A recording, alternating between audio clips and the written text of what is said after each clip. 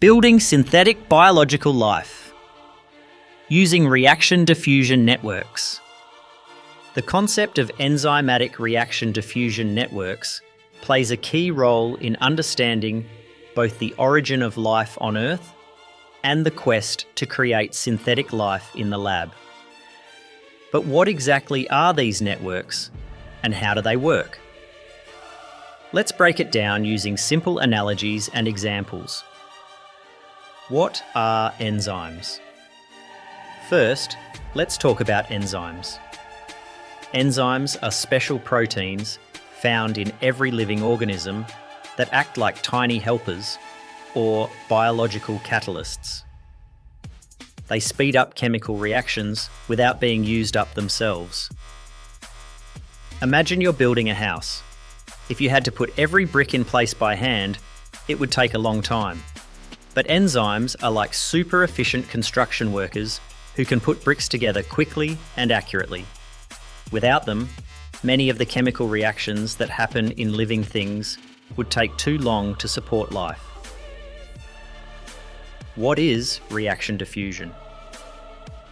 Now think of reaction diffusion as a way for chemicals to move and interact. Imagine you've poured food colouring into a glass of water. The colour starts to spread slowly through the water. That's diffusion. If you stir it, it mixes faster. And if there are ingredients in the water, like sugar, chemical reactions may start to happen. In the same way, enzymes help different chemicals interact and spread out in a space. The enzymes don't just stay in one place, they diffuse or move around, reacting with other chemicals as they go. Reaction-diffusion networks in the early Earth, a primordial soup. Now let's go back billions of years to the early Earth. Scientists think that Earth's first life forms may have emerged from a primordial soup, a mix of simple molecules, water, and energy, like lightning or sunlight. This soup contained the raw materials for life, but it wasn't alive yet.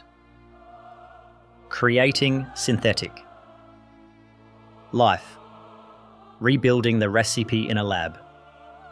Today, scientists are trying to recreate the processes that might have led to life billions of years ago by using enzymatic reaction-diffusion networks in laboratories. Think of this as following a recipe.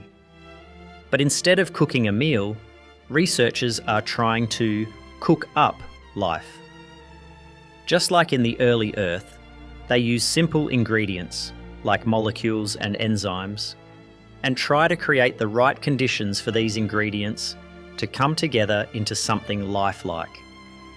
For example, scientists can create artificial cells by putting together a mix of molecules in a lab that behave in some ways like real cells. These artificial cells don't have DNA or the complexity of real life, but they can mimic some features of living systems, like moving, growing, or responding to their environment. It's like building a simple robot out of Lego pieces. It's not as advanced as a real machine, but it follows basic instructions and performs certain tasks. To begin building synthetic biological life, we first need to localize the enzymatic reactions near a surface. By attaching enzymes to surfaces, we can control their positions and interactions more precisely.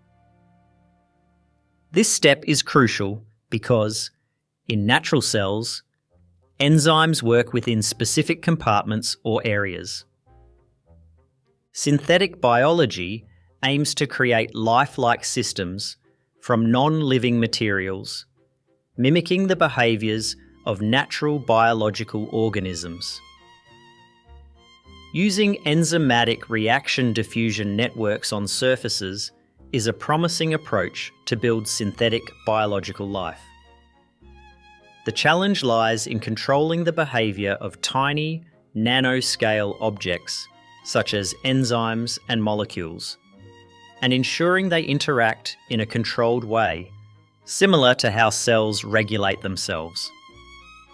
Here is a step-by-step breakdown of how this can be done. Step 1. Understanding the need for chemical control at the nanoscale. Before diving into building synthetic life, it's important to understand why traditional control systems, like electronics, won't work at the nanoscale. Microelectronic circuits control large machines like robots, but they can't be shrunk down to the size of molecules. At the nanoscale, we need a different method of regulation, chemical regulation, similar to how cells control their own reactions with signalling molecules. Step 2. Immobilizing enzymes on surfaces.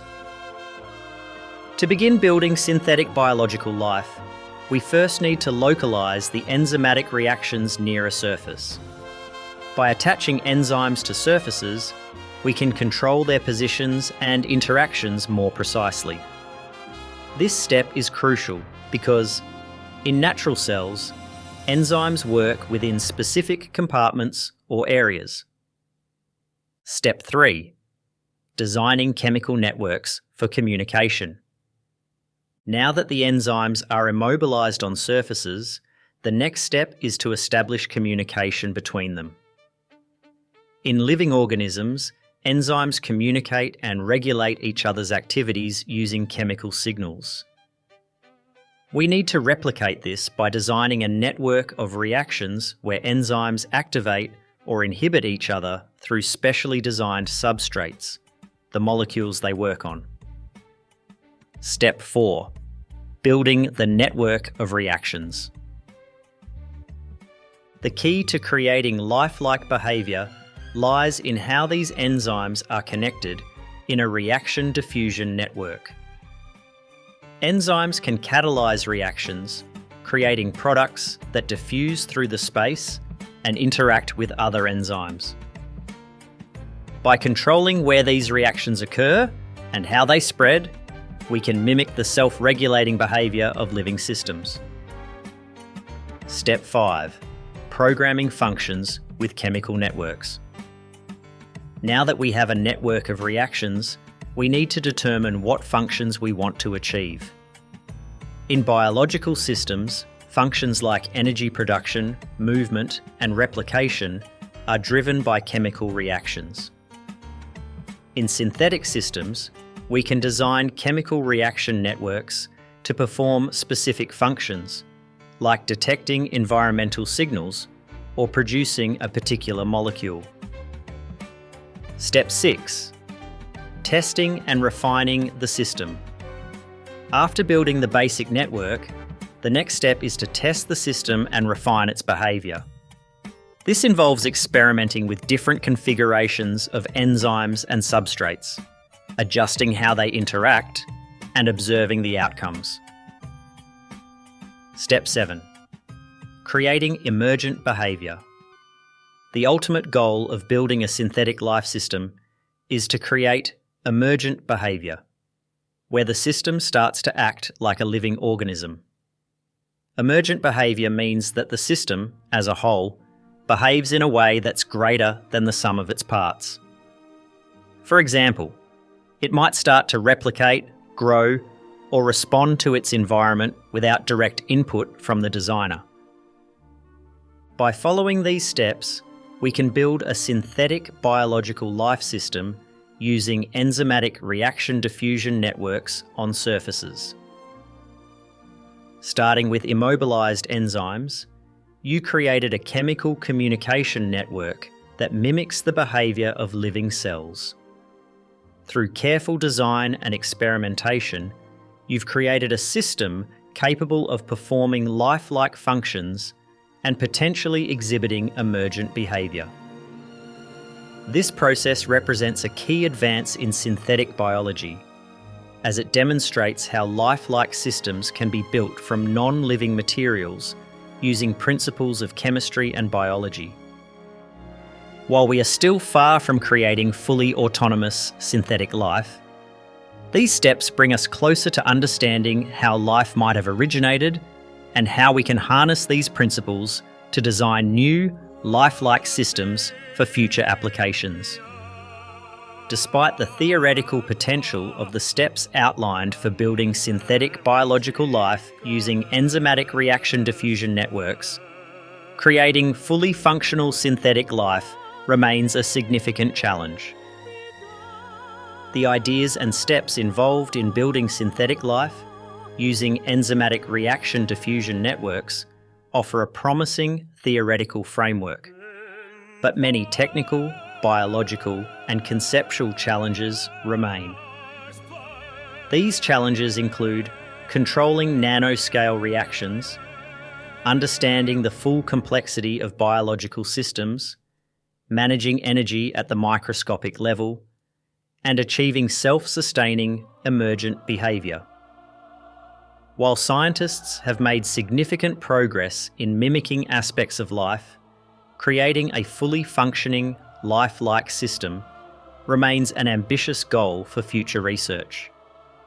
As technology and understanding advance, we may one day overcome these barriers and move closer to creating synthetic life.